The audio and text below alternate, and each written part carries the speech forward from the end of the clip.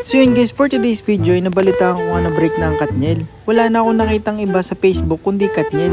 Kaya sa sobrang stress ko, nag-withdraw ko sa bangko. Nag-withdraw ko ng pera at ibibili ko na lang ng native na baboy kaysa naman ipang-inom ko. Kaya tara, samahan niyo ako. Ito nga pala yung nakita ko native na baboy. Mukhang buntis at mabait pa. Pero hindi yung kukunin natin, yung anak lang niya. Parang gusto niya na agad ako maging amo Kulokso ng dugo. De, joke lang. Yan pala yung ganador.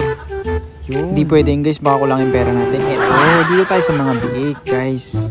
Ako lang ba yung natutuwa pag nakakita ko ng ganitong native na baboy guys? Kulay itim. Nakakatuwa, pero hindi ba natatakot? So dalawa nga pala yung nabahagi natin baboy, lalaki at babae para pares. So sobrang stress natin, mag-alaga na lang tayo ng native na baboy guys. Tara! So yun guys, nakauwi na nga pala kami. Yun yung nabili namin na baboy. 3,500 to 3,000 nga pala yan. So pumili na kami ng lalaki at babae. Bukas na lang guys. Thank you!